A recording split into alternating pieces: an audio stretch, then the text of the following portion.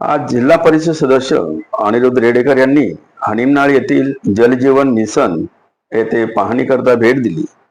त्यांच्यासोबत कॉन्ट्रॅक्टर, ग्रामसेवक व ग्रामस्थ उपस्थित होते. आमचे संपादक महादेव पाटील यांनी दूरध्वनीवरून त्यांच्याशी संपर्क साधून अधिक माहिती घेतली. पत्रकार महादेव पाटील बोलत आहे, एमबीपी माझा न्यूज 24 वरून. नमस्कार पाटील साहेब, बोला. त्या हनिमनाळ गावामध्ये तुम्ही जलजीवन मशीन पाहण्यासाठी गेला होता ना साहेब? होय होय होय. मग ते काय आता किती टप्प्यापर्यंत आलंय ते काम आता सध्या? त्याचं कसं झालंय, ते सोलरचं जे काम पेंडिंग आहे, अजून त्याचं एक 20% काम बाकीचं त्याचं शिल्लक आहे. बर पण त्याला मी पाठी लागून सोलर कम्प्लीट करायला लावलंय, जेणेकरून जे महिन्याला 50,000 लाईट बिल येते बर ते कमीत कमी निम्म्यावर येईल. ते एक अजून आठवडाभरात त्याचं फाउंडेशन तयार होतंय बर आणि त्याच्या पुढे एक 15 दिवसात त्याचं सोलर इन्स्टॉलेशन होईल. ओके. म्हणजे स्टार्टिंगला ते सोलरचं त्यामध्ये ऍड नव्हतं का? कळलं? सुरुवात ज्यावेळी ते प्रकल्प झाले त्यावेळी सोलरचं त्यामध्ये तुम्ही ऍड केला नव्हता का? ऍड केलेलं, ओके. पण कसं आहे, लोकप्रतिनिधी नसल्यामुळे ही करत नव्हती. बरोबर आता प्रत्येक ठिकाणी व्हिजिट देऊन ज्यांचं पेंडिंग आहे. बरोबर.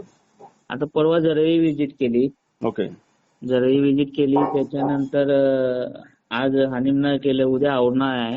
बरोबर जिथे जिथे पेंडिंग आहे त्यानंतर हिटणी आणि निलजीला त्यांचा जरा जागेचा प्रॉब्लेम आहे. ओके. त्या संदर्भात मिटिंग घ्यायची आहे. हो बरोबर. हेब्बाळ आणि मुतनाळला एक पुढच्या आठवड्यात गाव मिटिंग लावणार आहे त्या सोलरच्या याच्यासाठी. बरोबर बरोबर.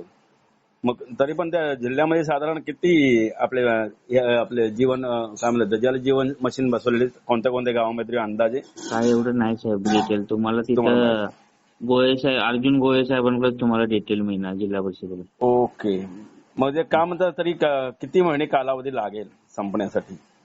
हे वर्ष लागेल? हानिमनाळचं 1 महिनाभरात संपेल. 1 महिन्यात? हा संपेल. 1 महिन्यामध्ये संपूर्ण म्हणजे पूर्ण गावकऱ्यांना पाणी उपलब्ध होईल? महिना नाही, ते काय झालंय आहे आता ते हे तुमचं प्लांट चालू आहे, पाणी बरोबर. चालू आहे, बरोबर पण लाईट बिल यायला लागले ना. बरोबर बरोबर. आणि त्या ह्याच्यामध्ये प्रोजेक्ट मध्ये सोलर इन्क्लूड आहे. ओके. मग ते फक्त त्यांच्या पाठी लागून जिथं जिथं सोलर आहे ते करून घ्यायचं, जेणेकरून कसं आहे, माझ्या मतदारसंघातल्या सगळ्या ग्रामपंचायती लाईट बिल 70-80 हजार 90,000 अशी येतात. बरोबर. सोलर बसवलं तर त्यांचे 10-10 लाख रुपये वर्षाला वाचतील ना. बरोबर आहे. आता म्हणून मला ते एक सांगा साहेब, या प्रकल्पामुळे गावकऱ्यांना नेमका फायदा काय होणार आहे नेमका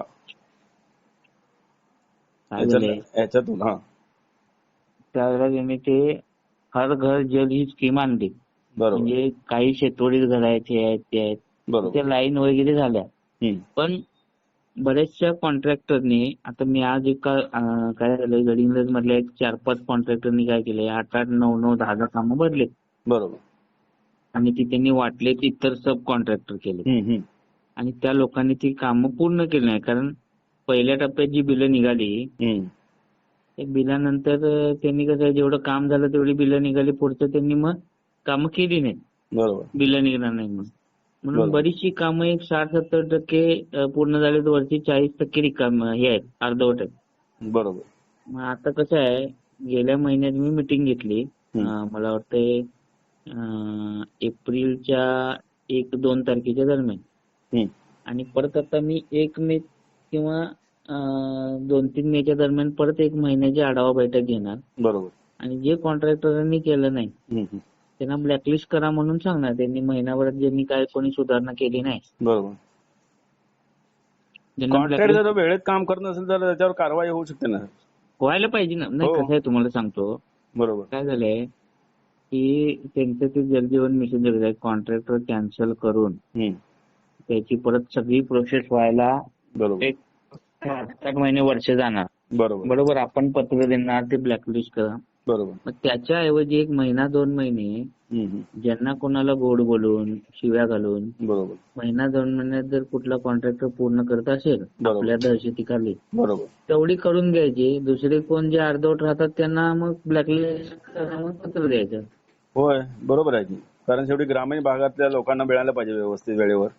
होय होय होय. ते कसं आहे, ते कॉन्ट्रॅक्टरांनी काय मस्ती केली तुम्हाला म्हणाल तर, 8-8, 9-9 कामं भरून मिळवून एक काम स्वतः केलंय, बाकीची कामं वाटलेत आणि उरलेले ज्यांना वाटलेत बरोबर. त्याची कपॅसिटी नसेल तर तो काम करूच शकत नाही हो. नाही, बरोबर आहे की. बरोबर आहे. मग कॉन्ट्रॅक्टरना मी सांगितलं की ती तुमची चुकी आहे. बरोबर. तुम्ही ते भरला का, तुमची कपॅसिटी होती म्हणून कामं भरला. बरोबर. ते बिलाचं काही सांगू नका, काम पूर्ण करा असं सांगितलं. होय होय, बरोबर आहे. हं. चालेल सर, आपण ही बातमीला मी घेतोय. नक्की म्हणून तुम्ही आज व्हिजिट केला त्याबद्दल